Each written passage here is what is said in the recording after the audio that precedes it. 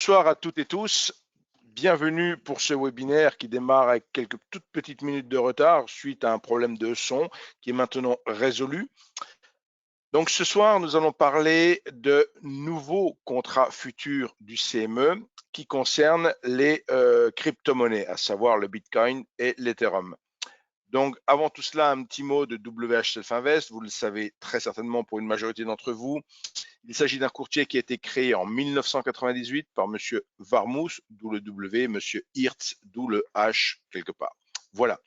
Pour ma part, je suis M. Weissrock, représentant de la société Self Invest en France depuis 2014 à Paris.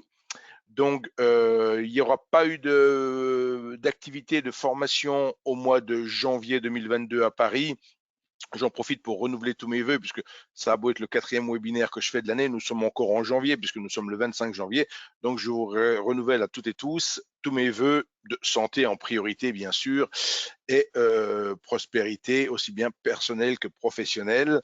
Donc voilà, puisque là, on est quelque part dans le trading et on cherche bien sûr à se former et à s'améliorer dans le trading. Voire pour ce soir, découvrir de nouveaux contrats sur de nouveaux actifs. Quand on met le mot nouveau, on va voir qu'à l'échelle du trading, ça reste très récent, bien sûr. Donc, je disais, je représente la société WH Self Invest à Paris et on pourra se retrouver, je pense, sur la deuxième quinzaine de février. Je vais essayer de programmer une activité et dans tous les cas de figure, au plus tard en mars, on reprendra les formations à Paris. Vous aurez le lien, enfin un plan vers notre bureau en fin de webinaire sur la dernière diapositive. Donc ce soir, nous allons parler de nouveaux contrats futurs du CME et donc nous allons voir tout ça bien sûr en détail.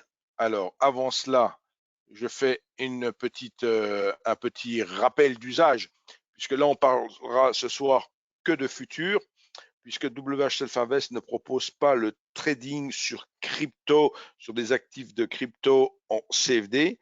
C'est pas que ça ne soit pas possible, c'est un choix de ne pas proposer ça à notre clientèle CFD parce que en grande majorité, les gens qui travaillent sur CFD ont plutôt tendance à avoir moins d'expérience que les gens qui travaillent sur Futur. Et donc, donner accès à des actifs, comme on va le voir ce soir, très volatiles, c'est prendre un risque, effectivement, que les clients, pour le dire vulgairement ou brièvement, crament leur compte. Hein. Donc, typiquement, c'est pas cramer la caisse ici, mais c'est cramer le compte. Donc, effectivement, c'est pas notre souhait, puisque WH Self Invest n'est pas market maker, nous sommes courtiers et nos intérêts et vos intérêts sont alignés. C'est-à-dire que nous avons tout intérêt à ce que nos clients durent sur les marchés. Donc, c'est pour cette raison que l'on ne proposera pas de crypto-monnaie via les CFD. Que ce soit les CFD ou que ce soit les futurs, il s'agit de produits avec lesquels on travaille de fait obligatoirement avec un effet de levier. Cet effet de levier est déduit de la marge qui est demandée minimum. Donc, on le verra ce soir dans le cadre de ces actifs, mais d'une manière générale, que ce soit un CFD ou un futur, il y a toujours une marge requise. On ne demande pas la totalité de la taille de position. Si vous achetiez un CFD, un contrat CFD sur le DAX, si le DAX est à 16 000, que le point est à 1 euro, ça représente une taille de position de 16 000 euros. On ne va pas vous demander 16 000 euros. On vous demandera 5% de cette somme, donc c'est-à-dire 800 euros. Avec 800 euros, vous aurez le droit d'acheter ou de vendre un contrat CFD sur le DAX. Si bien sûr le DAX est à 1 euro du point. Si maintenant vous voulez travailler à 10 centimes du point, c'est mécaniquement 80 euros, donc 10 fois moins, qui est exigé. Mais les gains, évidemment, le point ne vaut que 10 centimes dans ce cas-là, et les gains sont aussi, ou les pertes, divisées par 10.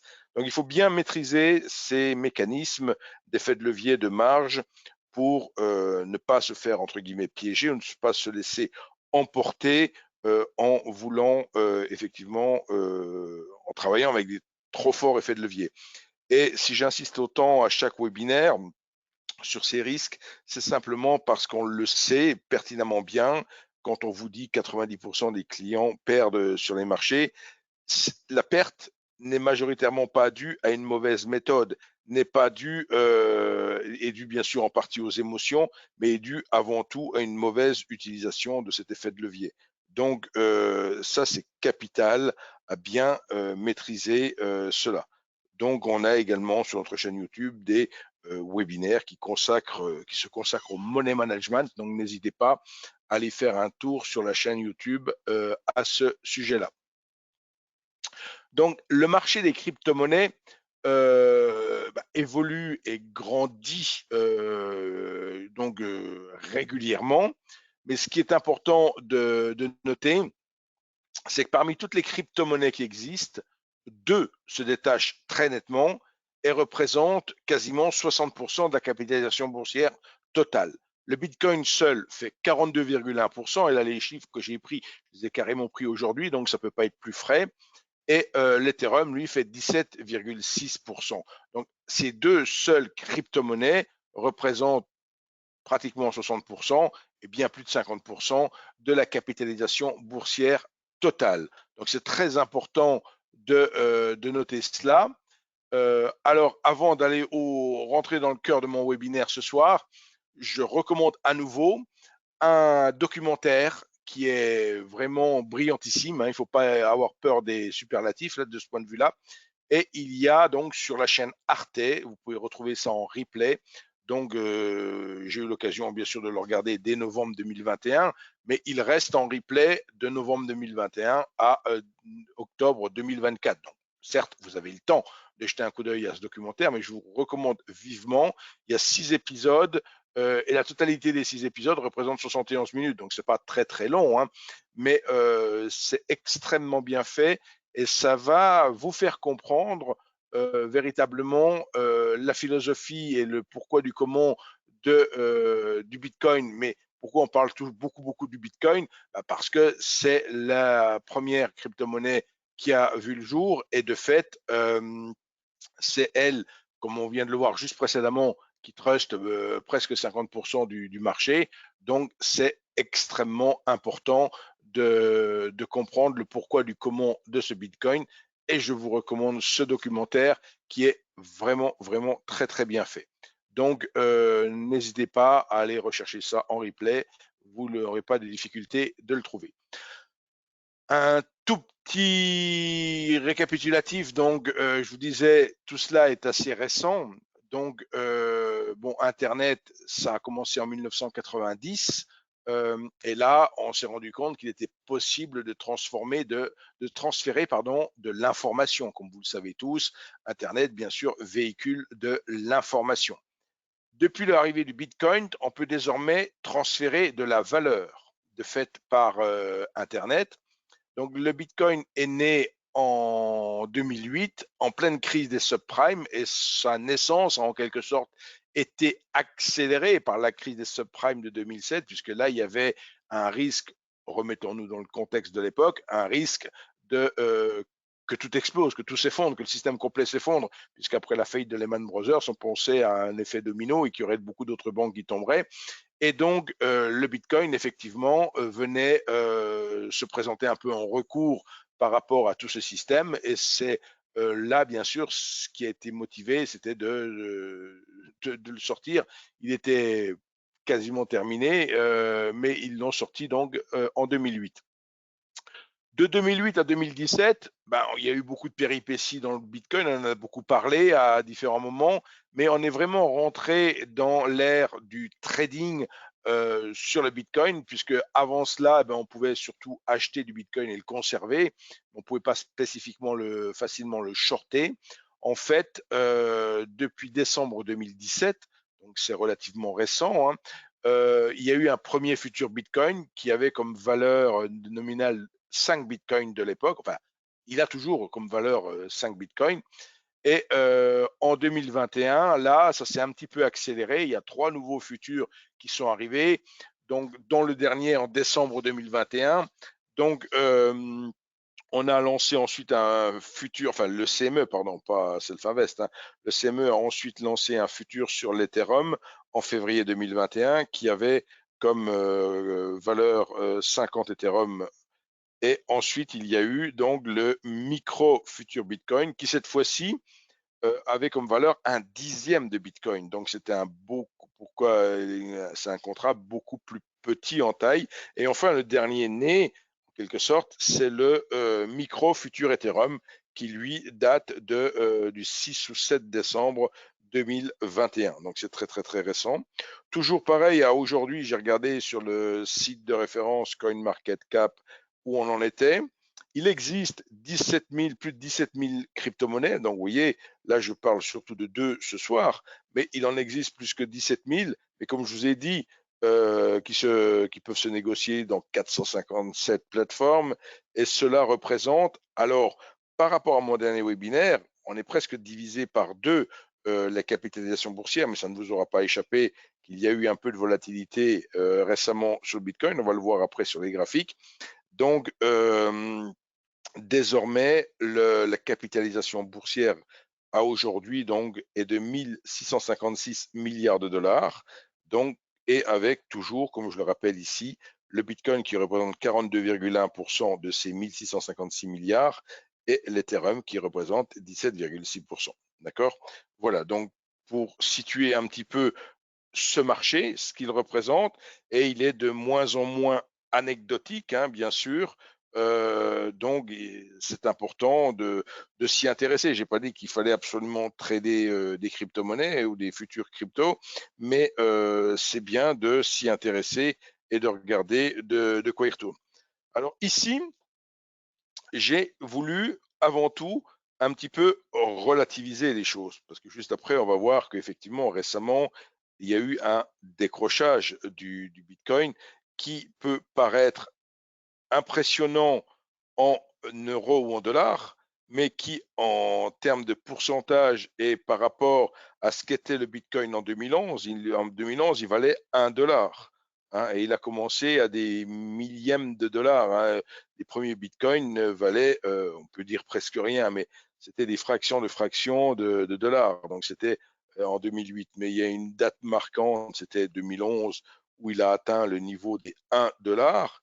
Et là, effectivement, aujourd'hui, eh ben, on tourne entre 30 000 et 60 000 dollars. Donc, c'est des montants bien plus élevés. Mais là, ce que l'on voit, pourquoi j'ai voulu remettre tout ça, j'ai remis ça en perspective en échelle semi-log pour justement relativiser un petit peu et surtout donner autant d'importance à une baisse comme il y a eu en 2014-2015 par rapport à ce qu'il y a eu en 2018-2019. Et on voit que ce qu'on a eu maintenant, c'est moins important. Hein, donc, il y avait une violente baisse. Typiquement, je dis pas que c'est cela qui l'a produit, mais enfin, on peut quand même s'interroger. Quand il y a eu le lancement du premier contrat sur le Bitcoin, ce lancement s'est fait en décembre 2017, je vous le rappelle, c'était tout en haut de cette première poussée, enfin, pas la première, mais de cette poussée-là, à 19 873, là, on se retrouvait avec le lancement du futur, correction, quand même 84% de baisse. On est passé de 19 000 à 3 002, hein, c'est quand même impressionnant. Et pourtant, on a l'impression que c'est juste une correction ici quand on est en échelle Chemilog, bien sûr. Et puis, ça s'est repris et ils ont lancé le micro Bitcoin et à nouveau une correction qui intervient. Alors bien sûr, c'est pas pour dire qu'à chaque fois qu'on lance un futur, il y a une correction, puisque vous le savez très bien. Là, on se retrouve avec l'évolution sur ces derniers mois et on voit que si il n'y a pas eu besoin de lancer un futur pour que désormais on ait de nouveau une quasiment 70 jours de baisse là récemment, hein, qui nous a amené du sommet historique tout simplement à pas le plus bas bien sûr, et on n'est même pas dans un cadre de double top encore, puisqu'il faudrait descendre à 25 000 pour véritablement se retrouver sur le support. Mais ce qui est important, c'est de relativiser, pardon, excusez-moi, je me suis trompé, je reviens en arrière, je ne voulais pas cliquer là, je reviens, on va revenir. Voilà, je voulais faire marche arrière et pas marche avant. Donc ici, vous voyez la courbe en semi-log et vous voyez effectivement la formation potentielle de ce double top ici. Et même si ce double top venait à être validé, certes, ça pourrait faire revenir le Bitcoin sur les 19 000, ou, voilà, sur le précédent sommet ici, mais sur du très long terme, ça n'aurait pas forcément quelque chose de dramatique. Et pour ceux qui peut-être font de l'Elliott, ils peuvent très bien trouver une décomposition qui peut-être expliquerait qu'ici, on a une sorte de vague de consolidation. D'accord? euh, donc, voilà la configuration du Bitcoin et ça vous montre bien la très forte volatilité puisqu'on parle de passer du simple au double. Hein. Donc, la dernière baisse refait de nouveau une baisse de 50%. Donc, c'est très important. Les paramètres du micro futur Bitcoin. Alors, sur la droite de ma diapositive, vous avez où le trouver dans la plateforme.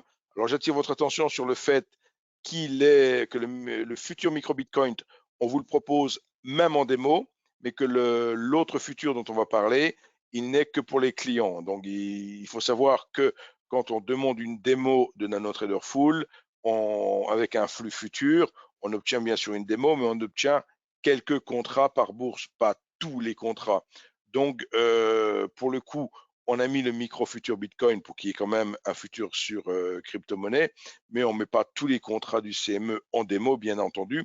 Donc, vous pourrez retrouver, pour les personnes qui veulent tester la démo, vous pourrez retrouver donc le micro futur Bitcoin en démo.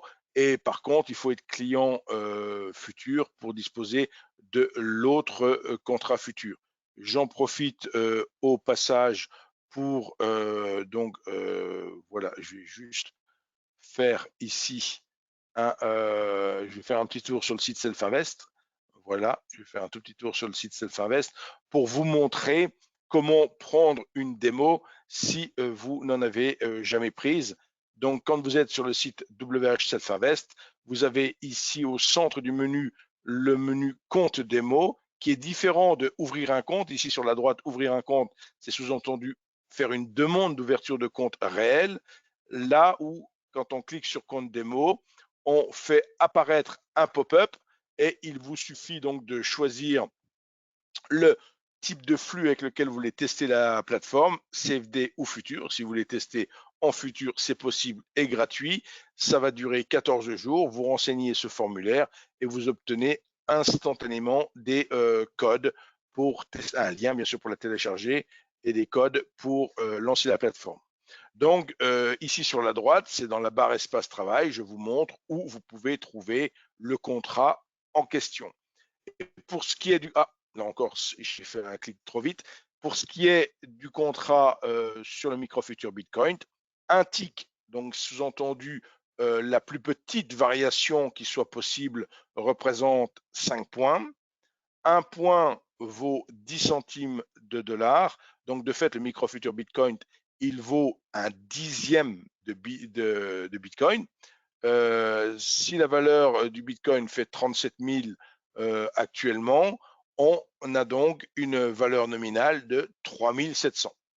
J'ai actualisé les marges ce soir parce que effectivement, elles étaient près du double lors de mon dernier webinaire, puisque toute chose égale par ailleurs, si la valeur du Bitcoin a presque été divisée par deux, ben c'est assez logique que les marges, elles, soient également toutes deux divisées par deux. Donc la marge intraday est de 230 dollars et la marge overnight de 1150 dollars. Les horaires de cotation s'échelonnent donc sur 23 heures, hein, de 17 heures le jour J à 16 heures le lendemain, et on a une expiration mensuelle. Donc, il faut savoir effectivement qu'un contrat futur a une durée de vie. Donc, actuellement, on est sur janvier et donc après, on passe sur février, mars, etc., etc. Pour ce qui est du micro-futur Ethereum, donc là ici, comme je vous l'ai dit, vous ne l'aurez pas, vous ne le trouverez pas sur la version démo, mais pour les clients, il suffit qu'ils aillent sur compte, qu'ils aillent sur leur compte futur et qu'ils aillent chercher dans le dossier CME micro-Ether et ils auront le micro-Ethereum à cet endroit-là. D'accord? Les paramètres du futur Ethereum sont les suivants. Un tick fait 0,5 points. Un point fait 10 centimes. La valeur actuelle du micro-Ethereum, de l'Ethereum, pardon, est de 2430 $. Donc, dans le cas présent, le contrat est tout petit puisqu'il représente 243 $, avec une marge intraday de 18 $ et une marge overnight de 90 $. D'accord? Voilà, et même paramètre, il est également d'échéance mensuelle. Alors, pourquoi s'intéresser aux crypto-monnaies ou au futur sur crypto? Tout simplement, alors je dirais, il faut s'y intéresser si on est bien sûr un trader déjà aguerri, qu'on a l'habitude de travailler avec de la volatilité et typiquement qu'on recherche une très forte volatilité. Sachant que travailler avec une volatilité, ça nécessite donc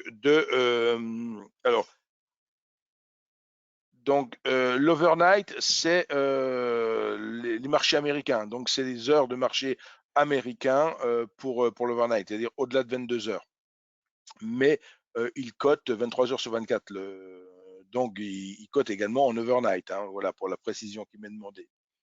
Donc, je reviens donc sur mon futur micro Bitcoin qui a, comme on le voit, une particularité. Par rapport à d'autres futurs, ici, on a comparé par rapport au mini DAO futur ou au futur sur le gaz naturel, qui est déjà un futur très volatile. Il a des pics de volatilité sur les niveaux qui sont manifestés ici en pointillé. Mais ce que l'on voit ici vis-à-vis du micro Bitcoin, c'est que la volatilité est quasi très élevée 24 heures sur 24. Donc, contrairement à d'autres futurs qui vont proposer plutôt des créneaux de travail, de trading de quelques heures où il y a beaucoup de volatilité, là, on a une vraie particularité, c'est que non seulement elle est 4 fois plus forte, par exemple, que sur un mini DAO, mais elle est également quasi permanente. Donc, il n'y a pas à rechercher plutôt une heure qu'une autre pour trader. Donc, ça peut être un avantage, effectivement. Ceci étant, il y a toujours quelque part un revers à la médaille, c'est que bien sûr, qui dit forte volatilité dit que c'est qu'il va falloir être rigoureux et disposer d'outils appropriés pour pouvoir donc travailler ces mouvements. Parce qu'évidemment, si on vous dit qu'il y a des grosses variations, ça peut être sympathique si on les prend dans le bon sens, mais ça peut être catastrophique si on les prend pas dans le bon sens justement. Et si on ne... Donc, il faut absolument être en mesure de prendre l'une tendance dans le départ. Alors, il y a dans la panoplie des outils Self-Invest, il y a le fameux signal Black Candle qui s'avère très pertinent pour ce type de trading.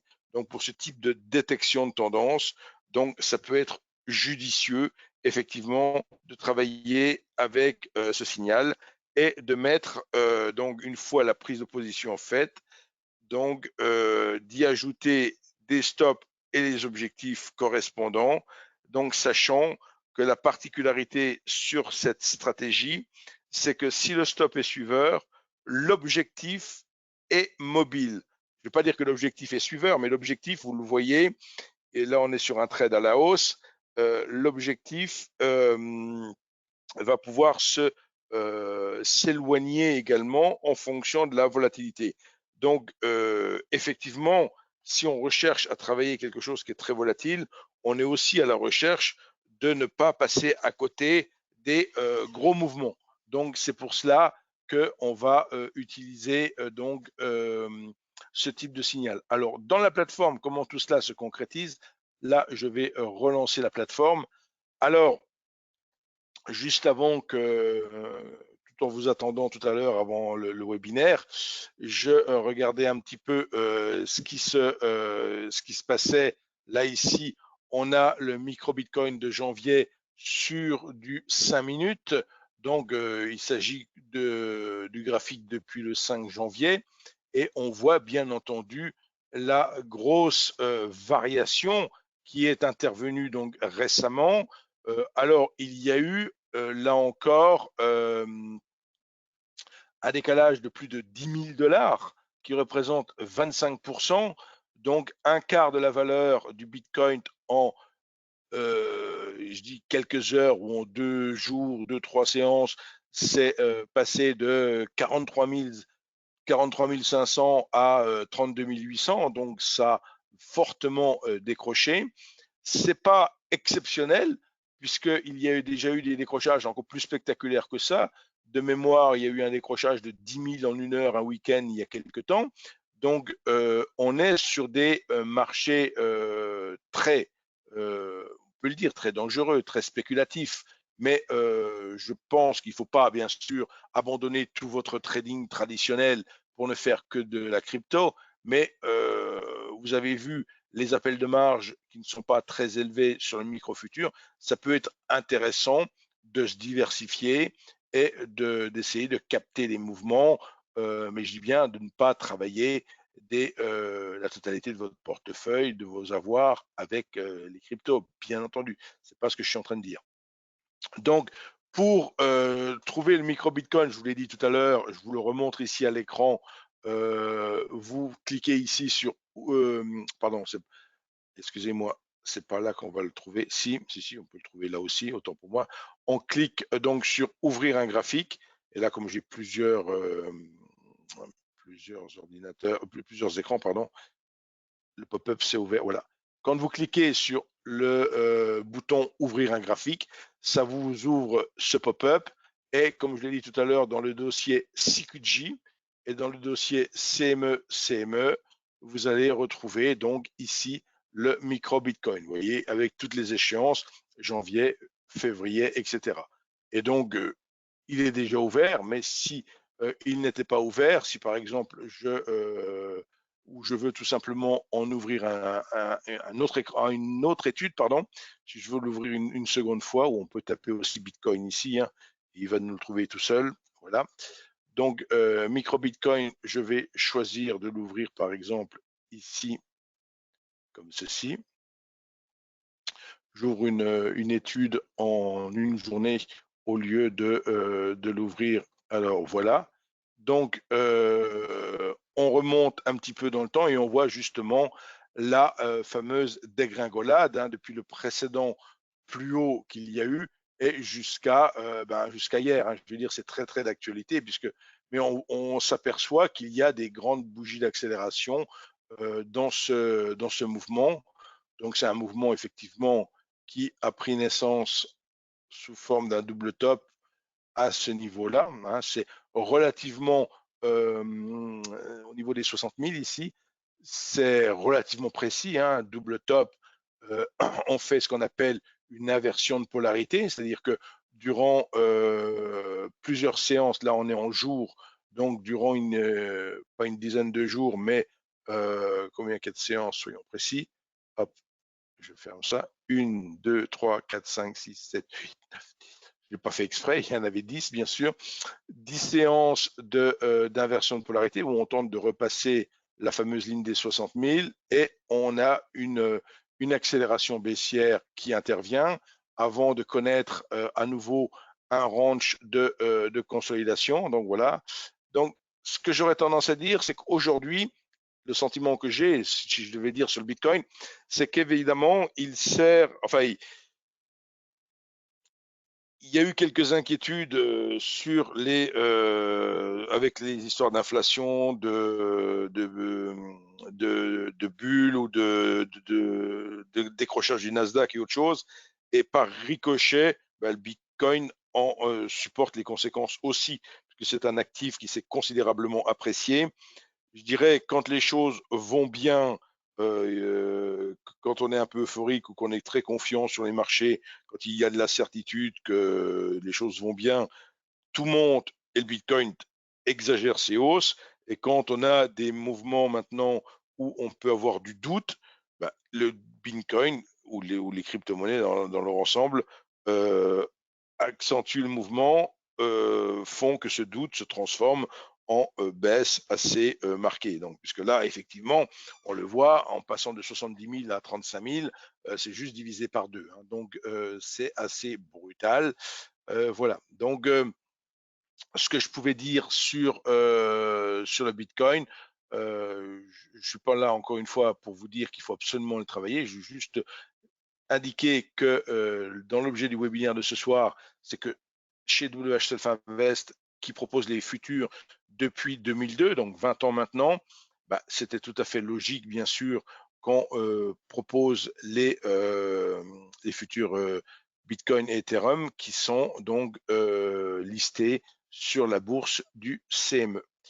Alors, je vais juste revenir maintenant sur ma présentation avant de revenir aux questions.